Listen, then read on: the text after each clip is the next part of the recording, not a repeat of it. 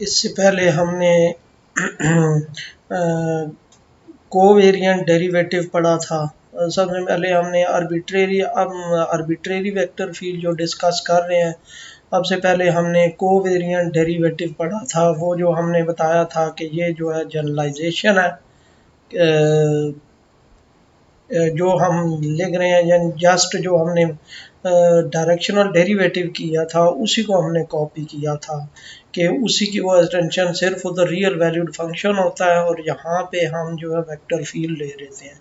फिर arbitrary vector field के लिए हम आर्बिट्रेरी फ्रेम फील्ड के लिए आर्बिट्रेरी फ्रेम फील्ड पहले डिस्कस किया था। पहले तो फ्रेनेट फ्रेम फील्ड डिस्कस किया था, फिर उसके बाद आर्बिट्रेरी फ्रेम फील्ड डिस्कस किया था, फिर उसमें सिलेंड्रिकल, स्फेरिकल ये सारे डिस्कस किए थे। फिर उसके बाद हमने कनेक्शन फॉर्म्स पढ़ी थी, और कनेक्शन फॉर्म्स हमने कहा था कि ये जो कनेक्शन फॉर्म्स है ये हमारे पास वन फॉर्म्स है। और कनेक्शन फॉर्म्स बेसिकली क्या थी, वही जो रेट ऑफ चेंज ले रहे होते थे किसी आर्बिट्रेरी वेक्टर फील्ड का with respect to vector field.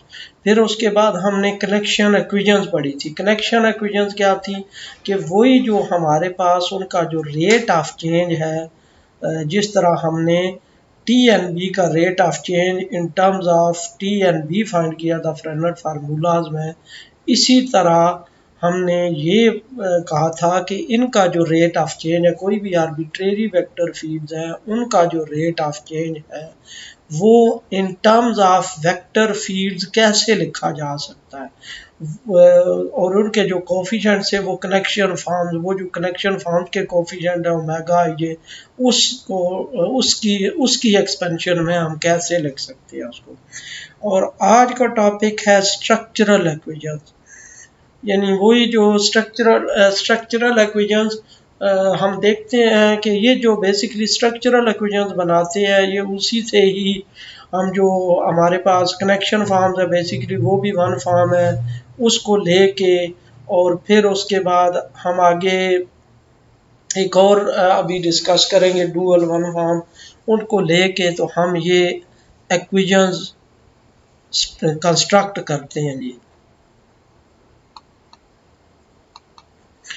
We have seen that one forms, the connection forms, give the simplest description of the rate of rotation of a frame field।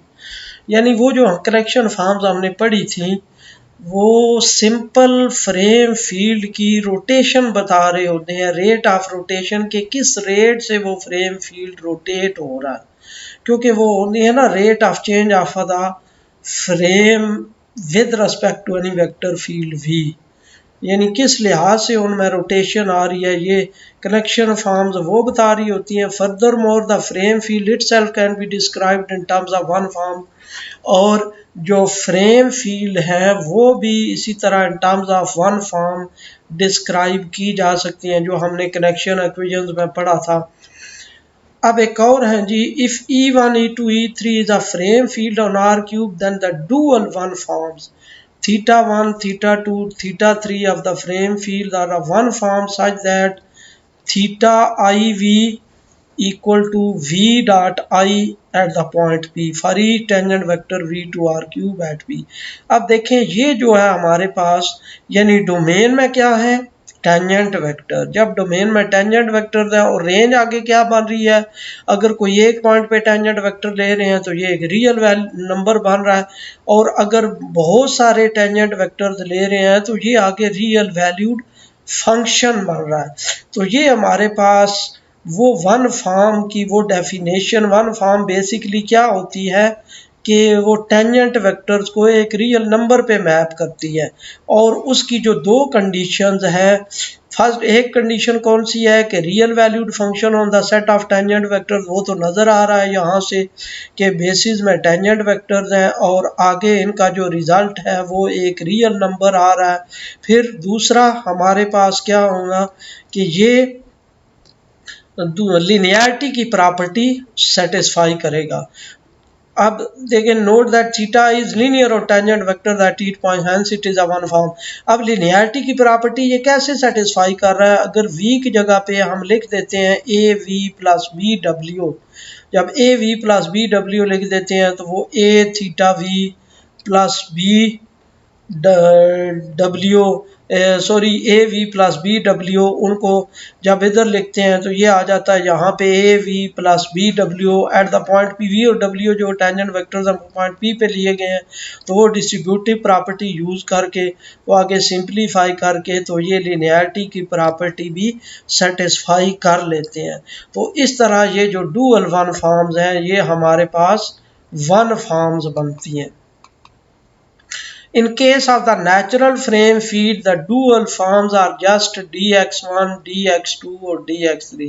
जो natural frame field है अगर हम वो ले रहे हैं तो ये जो dual forms हैं ये simple हमारे पास जो natural coordinate functions हैं उनके differential आते हैं। अब देखिए कैसे जी, अब हमने ये एक उधर डेफिनेशन पढ़ी थी डिफरेंशियल में, if f is a differentiable real valued function on R cube then the differential df of f is the one form such that df vp किसके इक्वल होगा, vp ऑफ f। और vp of f क्या था, directional derivative of the function f।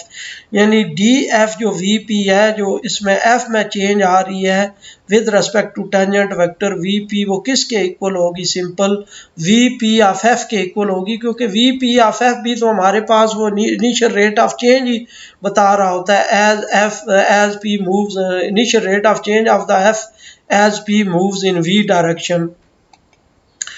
One forms on R cube में हमने example पढ़ी थी कि ये जो डिफरेंशियल है नेचुरल कोऑर्डिनेट फंक्शंस के, ये वन फॉर्म्स है। अब ये कैसे हमने प्रूव किया था कि D X I V P किसके इक्वल होगा, ये डेफिनेशन यूज करके D F V P is equal to V P of F.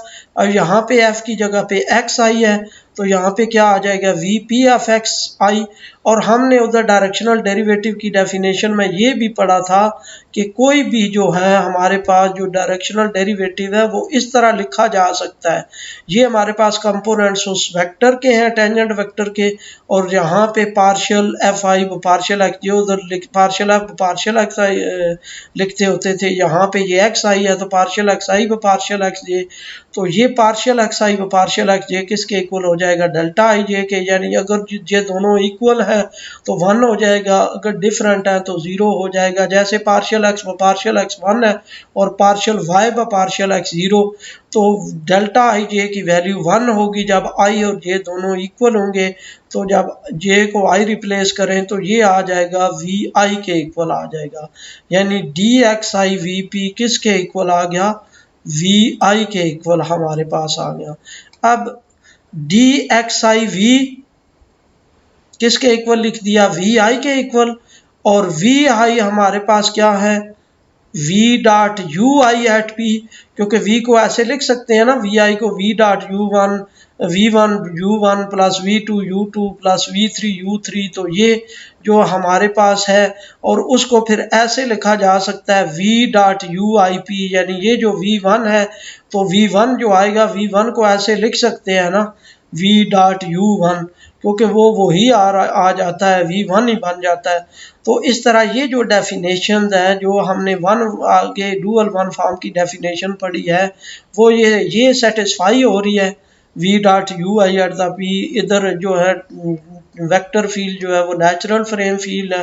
तो इस तरह नेचुरल फ्रेम फील्ड यानी अगर ले तो हमारे पास जो डुअल वन फॉर्म है वो सिंपल डिफरेंशियल आ जाते हैं नेचुरल कोऑर्डिनेट फंक्शंस के। अब एक लेमा हमने पढ़ा था कि let E1 E2 E3 be a frame field on R cube, if V is a vector field on R cube then V is equal to summation F I I. यानी अगर ये को आर्बिट्रेरी फ्रेम फील्ड हो तो कोई भी जो vector field है वो इनके लीनियर कम्बिनेशन में इस तरह लिखी जा सकती है कि ये जो एफ आई हैं ये फंक्शंस, ये इस तरह हम इनको करेंगे, डिफाइन करेंगे कि एफ आई किसके इक्वल है, वी डॉट ई आई।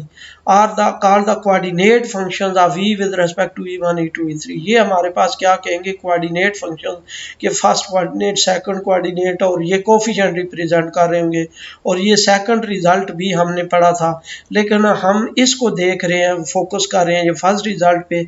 और थीटा आई वी किसके इक्वल है, v dot E I P. अब देखें ये वाला और ये वाले, ये दोनों तकरीबन मैच करें। अगर यहाँ पे भी वेक्टर फील्ड ले लें v, तो यहाँ पे क्या आ जाएगा, v डॉट ई आई, v डॉट ई आई वही चीज़ बन जाएगी ये। इसका मतलब ये है कि इस वेक्टर फील्ड को इन टर्म्स ऑफ डुअल फॉर्म भी लिखा जा सकता है। तो वो हम इस तरह लिख देंगे, using dual form the orthonormal expansion formula in 6.3 में be written as v is equal to theta I V into E I of a frame field E1, E2, E3, then any one form phi on R cube as a unique expression phi is equal to phi of EI into theta I। यानी कोई भी जो one form है वो इस तरह dual one form के linear combination में इस तरह लिखी जा सकती है। अब इसको प्रूव कैसे करते हैं, यानी पहले तो हम ये देखते हैं कि दो फंक्शन, जिस तरह रियल एनालिसिस में हम कहते हैं कि दो फंक्शंस अगर इक्वल हों हर डोमेन के हर पॉइंट पे, तो इसका मतलब है कि वो दोनों इक्वल है। इसी तरह अगर हर वेक्टर फील्ड के लिए ये लेफ्ट साइड और राइट साइड इक्वल आ रही है, तो फिर हम कहेंगे कि ये रिलेशन होल्ड करता है। अब देखें summation phi of e i theta I v, ये इस तरह इसके इक्वल कैसे हमने लिख दिया। इसको अगर एक्सपेंड करें तो हम लिख सकते हैं phi of e one theta one plus phi of e two theta two plus phi of e three theta three into v. और हमारे पास ये क्योंकि थीटा हमने अभी प्रूव कर चुके हैं कि ये वन फॉर्म्स हैं, जब वन फॉर्म्स हैं तो वो लिनियरिटी की प्रॉपर्टी सेटिस्फाई करेंगी। तो ये फिर हमारे पास आ जाएगा phi of e one theta one v plus phi of e two theta two v plus phi of e three theta three v. तो इनको फिर इस फॉर्म में लिखा जा सकता है summation phi of e i theta I v की फॉर्म में। और फिर हमारे पास ये जो है इसको मज़ीद हम इस तरह लिख सकते हैं, क्योंकि फाई वन फॉर्म है तो फाई को फिर इस तरह लिखा जा सकता है फाई ऑफ, क्योंकि ए एफ ये हमारे पास कोई फंक्शन है। तो हमने पढ़ा है कि अगर किसी पे हम अप्लाई करते हैं वन फॉर्म पे, इस तरह अप्लाई करते हैं, ये फंक्शन मल्टीप्लाई करते हैं, तो इस तरह ये ए फाई ऑफ एफ किसके इक्वल आ जाएगा, फाई ऑफ ए एफ के। तो इस तरह इस फॉर्म में हमने लिख दिया इसको, और ये बेसिकली किसके इक्वल है, फाई ऑफ वी के इक्वल आ गया। क्योंकि ये जो हमारे पास है, जो अभी हमने पहले लिखा था कि वी की ये ortho normal expansion in terms of dual one form. Thus phi is expressed in terms of dual forms of E1, E2, E3 by evaluating it on E1, E2, E3. We compared a frame field to the natural frame field by means of its attitude matrix. जब भी हम कोई arbitrary frame field ले रहे होते हैं, cylindrical frame field ले लें, स्फेरिकल फ्रेम फील्ड ले लें, हम उस फ्रेम फील्ड को इन terms of natural frame field represent करते हैं। और वो जो नेचुरल फ्रेम फील्ड में हम उसको रिप्रेजेंट करते हैं कि E1, E2, E3 arbitrary frame field हो, तो उसको इस तरह जब रिप्रेजेंट करते हैं तो वो जो हमारे पास उनके जो कोफिशिएंट्स आते हैं वो अगर रो फॉर्म में इस तरह लिखे मैट्रिक्स फॉर्म में, तो वो हमारे पास जो बनता है वो एक एटीट्यूड मैट्रिक्स बनता है। The dual formulation is just theta is equal to summation A I J D X I. हम ये कह रहे हैं कि जो डुअल फार्मूलेशन है वो भी सिंपली इस एक्सप्रेशन को रिप्रेजेंट कर रही है विद द सेम कोफिशिएंट, यानी ये वही कोफिशिएंट होंगे जो आर्बिट्रेरी वेक्टर फील्ड के होंगे। अब ये कैसे देखते हैं जी, अब देखें, by definition of dual one form, dual one form की डेफिनेशन क्या है, theta I V is equal to V dot E I at the point P. ये हमने डुअल फॉर्म की डेफिनेशन पढ़ी है। तो theta I V V dot E I की जगह पे ये उसकी लिख दी हमने in terms of natural frame field, इसको रिप्रेजेंट कर दिया। और इसको फिर हम लिख सकते हैं summation A I J we dot U J at P, और V dot U J at P जिस तरह अभी हमने देखा था कि V dot U I V I के इक्वल है, इसी तरह ये जो है, या इसको इस तरह लिखा जा सकता है, वी को लिखा जा सकता है समेशन वी के यू के eight P dot U J at P, यानी इसको आर्थो नॉर्मल एक्सपेंशन में इन terms of natural frame field इस तरह लिखा जा सकता है। तो इन दोनों का जो डॉट प्रोडक्ट होगा वो किसके इक्वल आएगा, डेल्टा के जे के इक्वल, और डेल्टा के जे की वैल्यू 1 होगी, जब के और जे इक्वल होंगे तो ये आ जाएगा वी जे के equal, simple summation A I J V J. और जो अभी हमने रिजल्ट पढ़ा था कि डी एक्स आई वी किसके इक्वल होता है, वी आई के, तो वी जे सिंपल किसके इक्वल आ गया, डी एक्स जे वी के इक्वल। तो ये अगर हर वेक्टर के लिए ये ट्रू है रिलेशन, तो फिर इसका मतलब है जनरल हम लिख सकते हैं theta I is equal to summation A I J D X J. इस तरह ये रिलेशन हमने प्रूव कर दिया कि यानी ये जो डुअल वन फॉर्म्स हैं ये सिंपली इस एक्सप्रेशन को शो कर रहे हैं। In calculus, when a new function appears on the scene, it is natural to ask what its derivative is. यानी जब भी कोई नया फंक्शन हम इंट्रोड्यूस करवाते हैं कैलकुलस में, तो उसमें हम ये देख रहे होते हैं कि इसका रेट ऑफ चेंज क्या होगा इस फंक्शन का, या वो किस फॉर्म में होगा इसका रेट ऑफ चेंज।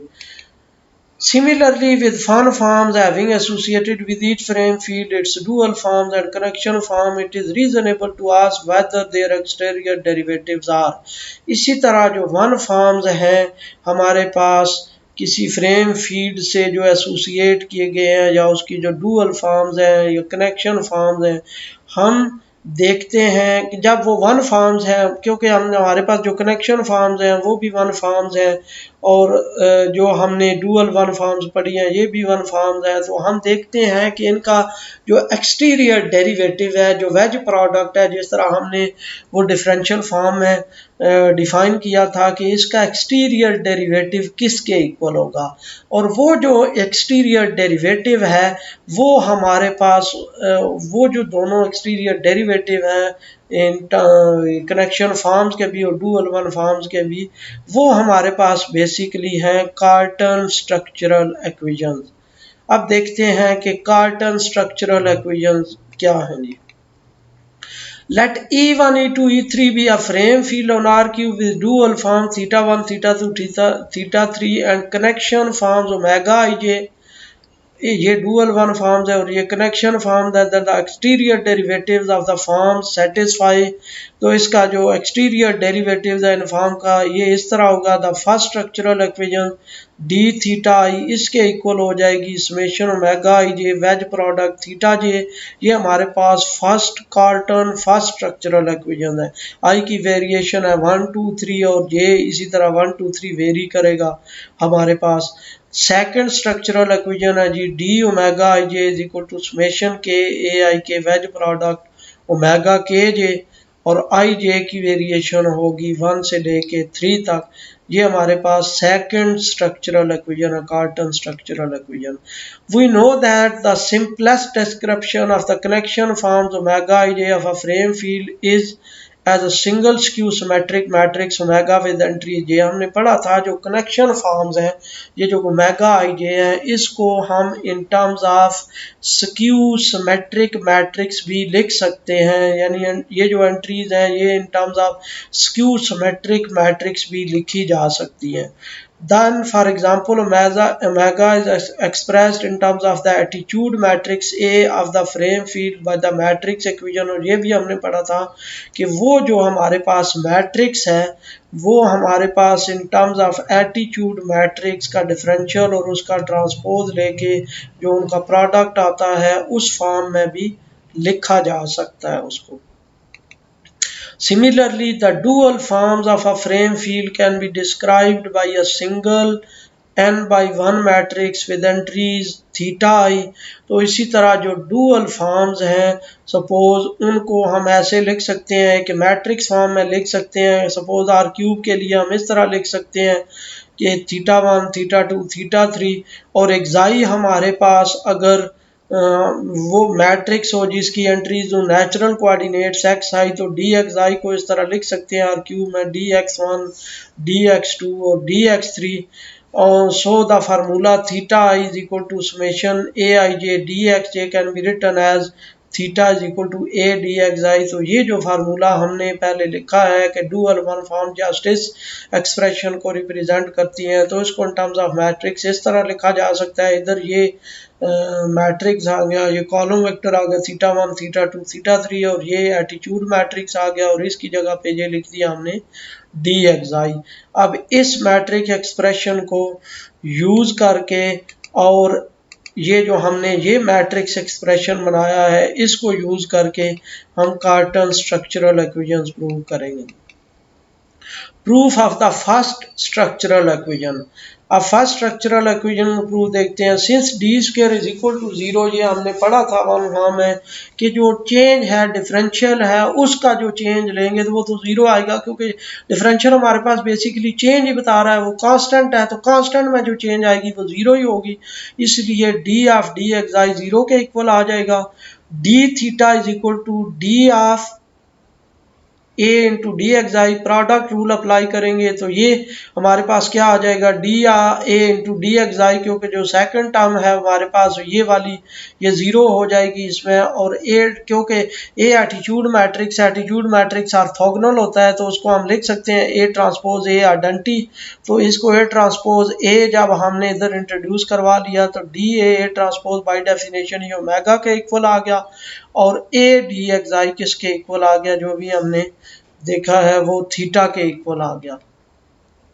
अब सेकंड स्ट्रक्चरल इक्वेशन का प्रूफ ये देख लेते हैं जी। For functions F and G, D into D F into G equal to D D G into D F. अब क्योंकि इसको हम आर्डर उसका चेंज कर देंगे, जब आर्डर चेंज करेंगे अब जब डिफरेंशियल लेंगे ये वेज प्रोडक्ट ये वन फॉर्म है ये, और उसके साथ ये फंक्शन मल्टीप्लाई हो रहा है तो इनको इसका जब डिफरेंशियल लेंगे तो ये वेज प्रोडक्ट आ जाएगा d g wedge product d f plus g into d of d f. तो डी ऑफ डी एफ 0 को अप्रोच कर जाएगा तो ये आ जाएगा d g wedge product d f. और इसको हम जब चेंज करेंगे, ये हमने पढ़ा है उधर वेज प्रोडक्ट में, तो ये जब ऑर्डर चेंज करेंगे तो ये माइनस टर्म आ जाएगा d f wedge product d g. और इस तरह डी ओमेगा जब लिखेंगे ओमेगा की जगह पे D of A D transpose. अब ये इसके साथ जब कंपेयर करेंगे तो इधर डी एफ है इधर डी ए आ गया और इधर जी है और इधर ए ट्रांसपोज आ गया और माइनस टाइम इधर हमने डी एफ लेना है तो डी एफ की जगह पे यहाँ डी ए है तो डी ए लिख दिया। Wedge product d g, wedge product मतलब वही प्रोडक्ट डॉट प्रोडक्ट, तो डॉट हमने ले लिया और जी की जगह पे यहाँ पे ट्रांसपोज है तो डी ए ट्रांसपोज हमने ले लिया और माइनस डी ए और A transpose A dot D A transpose. अब फिर ऑर्थोगोनल इसमें इनके दरमियान ऑर्थोगोनल मैट्रिक्स हमने आइडेंटिटी मैट्रिक्स वो लिख दिया ए ट्रांसपोज ए।